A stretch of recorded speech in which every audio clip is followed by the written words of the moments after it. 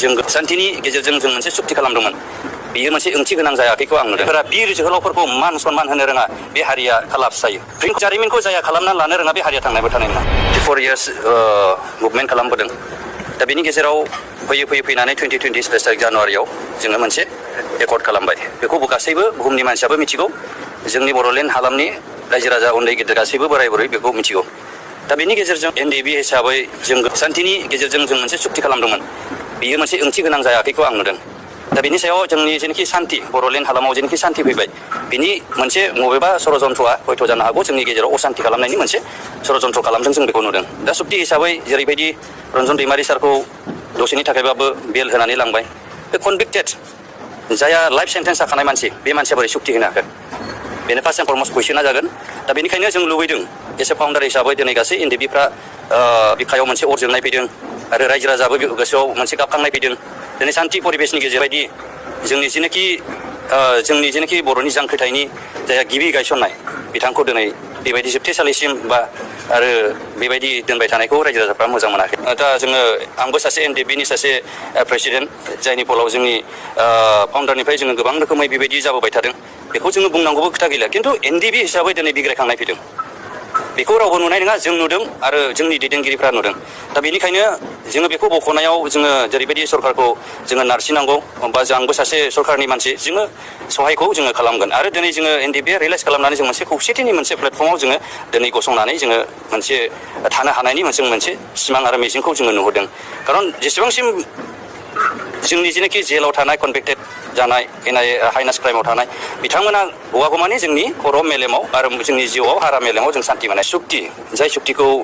जोङो बुङोब्ला जोङो बेखेवनानै नायोब्ला जखाफोरखौ नुगोन बेयाव हाइनास नन हाइनासआ अलरेडि बेहाय दंखायो हिसाबै आरो बेहा अलरेडि कनभिक्टेड जाखानाय हिसाबै दा बेयो कर्ट प्रसेसआव थांबाय थादों जों बेखौ नुदों थ' जिखियानो आंबो सासे गभर्नमेन्ट मानसि जों नाजागोन आरो नाजानायनि प्रसेसआव 34 years जों दिनै मुलुगाव हिस्ट्रियावबो सोरबा एफाबांबो मुभमेन्टबो खालामाखै खिन्थु बर'आ जे एफाबां जोङो सेक्रिफाइस खालामनानै एफाबां गोहो लानानै एफाबां जोङो स्ट्रेंथ लानानै मुभमेन्ट खालामबाय बे बाख्नायजाथाव आरो बे बिराद लेन्डमार्क हिस्ट्रि बेयो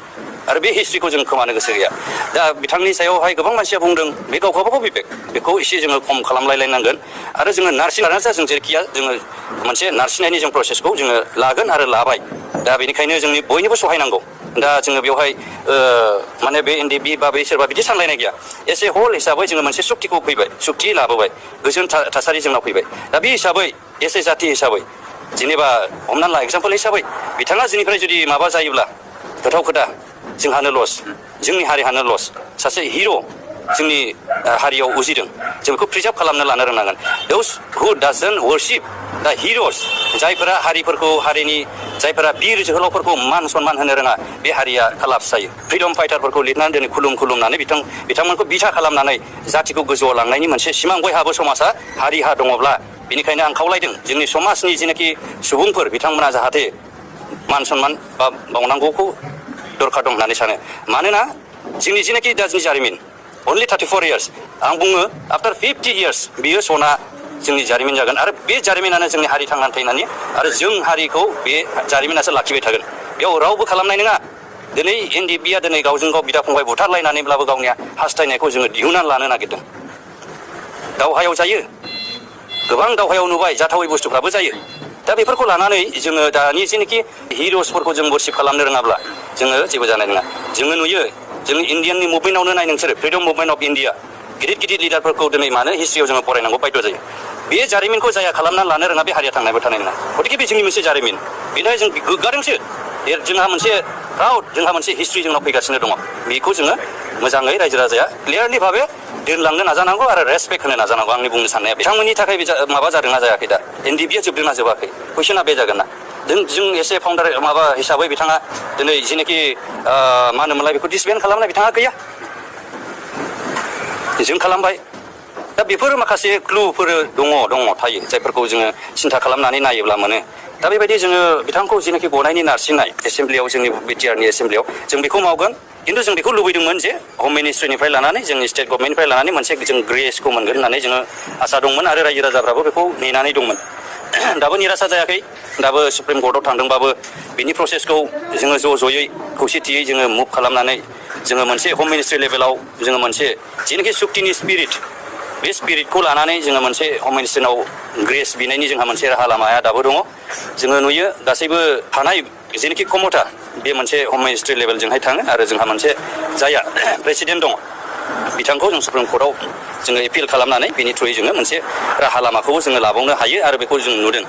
दाबो जेखियानो जाया मानो जायफोरा बिथांमोना दिनै जेलाव दङ बिथांमोना दाबो निराशा जायाखै जों मिथिगौ रिभलिउसनाव बे मोनसे पार्ट जों बेखौ मिथिखागौ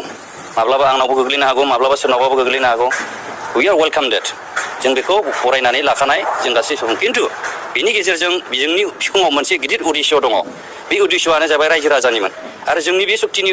जोंनि बिखुङाव दङमोन सान्थिनि थफ्ला दंमोन बे सान्थिनि थफ्लाखौ जोङो बुफुरना रायजो राजानो सान्थि भाबै दिनै जोङो रायजो जानो बिदा फंबाय अनलायनो जोंनि गेजेरावहाय मिनि खुसियै जोङो नुलायलायनो आरो जोंनि बड'लेण्ड हालामखौ जौगानायनि जों मोनसे बे थफ्ला दंमोन दिनै बे थफ्लाखौ दिनै माखासे मानसिफ्रा आं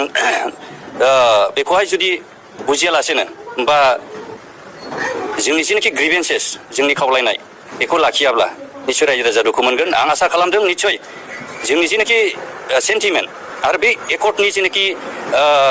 स्पिरिट बे स्पिरिटखौ निस्सय सेन्ट्रेल गभर्नमेन्टआ लाखिगोन অসমৰ মুখ্যমন্ত্ৰী ডাঙৰীয়াক স্পেচিয়েলি ধন্যবাদ দিছো যে তেখেতে অহা 6 মাহৰ ভিতৰত বিটিআৰ একৰ্ডৰ যিখিনি দফা আছিলে সকলো দফাক ৰূপায়ণ কৰাৰ কাৰণে কাম কৰিম বুলি তেখেতে ইতিমধ্যে ইনিচিয়েটিভ লৈছে ইয়াৰ কাৰণে মই তেখেতক ধন্যবাদ জনাইছো আৰু আজিৰ পৰা আমাৰ এই কাম সমগ্ৰ বডলেণ্ড অঞ্চলত অকল এনডিপি কেডাৰৰ কাৰণে নহয় বিভিন্ন যুৱ যুৱতী সকলৰ কাৰণে স্কিল ট্ৰেইনিঙৰ কাম কন্টিনিউ ইটো চলি থাকিব কিমান সংখ্যক সব যিখিনি আৰ্মি পুলিচত চাকৰি নাপায় বাকীখিনিয়ে সব সংস্থাপন পাব ইয়াত কোনো অসুবিধা নাই আৰু ইতিমধ্যে 4,000 কেডাৰক 4 লাখকৈ টকা দিয়া কথা চৰকাৰে ঘোষণা কৰিছে আমি বডলেণ্ডৰ পৰা